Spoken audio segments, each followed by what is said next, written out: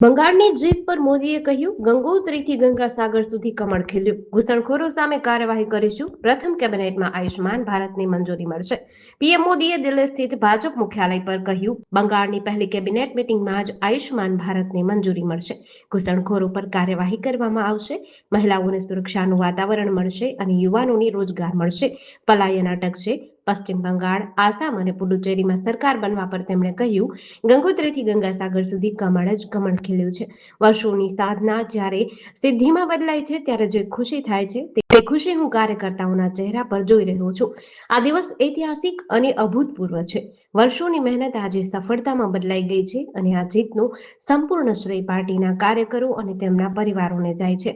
Doctor Shyama Prasad મુખર્જીના આત્માને કેટલી શાંતિ મળી હશે. તેમણે 1951માં જનસંઘની સ્થાપના કરીને દરેક કાર્યકર્તાને સંદેશ આપ્યો કે દેશ માટે જીવવું અને દેશ માટે મરવું. ડોક્ટર મુખર્જીએ બંગાળને ભારતનો હિસ્સો બનાવી રાખવા માટે મોટી લડાઈ લડી. આ જીત ભારતના લોકતંત્ર, સંવિધાન અને જનતાના વિશ્વાસની જીત છે. ભાજપનો મંત્ર નાગરિક દેવો ભવ છે. પાર્ટી જનતાની સેવા માટે પ્રતિબદ્ધ છે. ये देश के उज्जवल भविष्य की उद्घोषणा का दिन है। ये भरोसे का दिन है। भरोसा भारत के महान लोकतंत्र पर, भरोसा परफॉर्मेंस की पॉलिटिक्स पर, भरोसा स्थिरता के संकल्प पर, भरोसा एक भारत श्रेष्ठ भारत की भावना पर। साथियों, मैं बंगाल की जनता का, असम की जनता का, पुडुचेरी की जनता का, तमिलनाडु और केरलम की जनता का आज आदरपूर्वक नमन करता हूं। मैं उन सबको वंदन करता हूं। मैं आज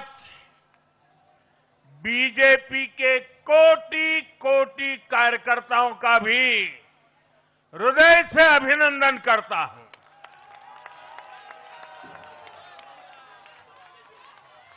भाजपा के हर छोटे बड़े कार्यकर्ता ने एक बार फिर से कमाल कर दिया है, कमल खिला दिया है।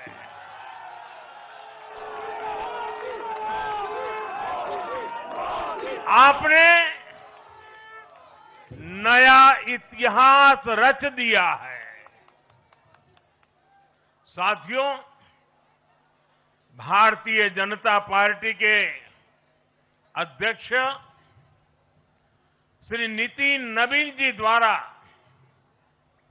अध्यक्ष पद संभालने के बाद ये पहले विधानसभा चुनाव थे। इन चुनावों में पार्टी कार्यकर्ताओं का